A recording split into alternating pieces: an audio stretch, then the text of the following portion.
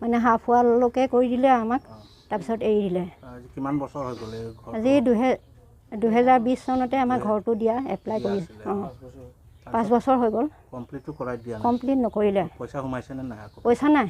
এই প্ৰথম এক কিস্তি প্ৰথম এক কিস্তিয়ে সোমালে, তাৰপিছত নাই। কিমান চৰকাৰক কি ক'ব? চৰকাৰক এইটোৱে কওঁ আৰু আমি যিহেতু নিজে কৰি ল'ব নোৱাৰোঁ কামটো, আমাৰ উপায় নাই, সেইটো কাৰণে অঁ কাম কৰি দিনে খায়, সেইটো কাৰণে মানে চৰকাৰক অনুৰোধ কৰোঁ যে আমাৰ ঘৰটো হেৰি কৰি কিবা এটা ব্যৱস্থা কৰি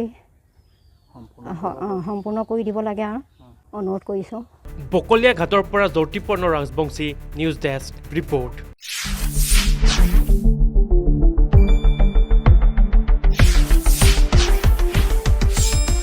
শুদ্ধ আৰু বিস্তৃত বাতৰিৰ বাবে চাই থাকক নিউজ ডেস্ক ৰিপৰ্ট।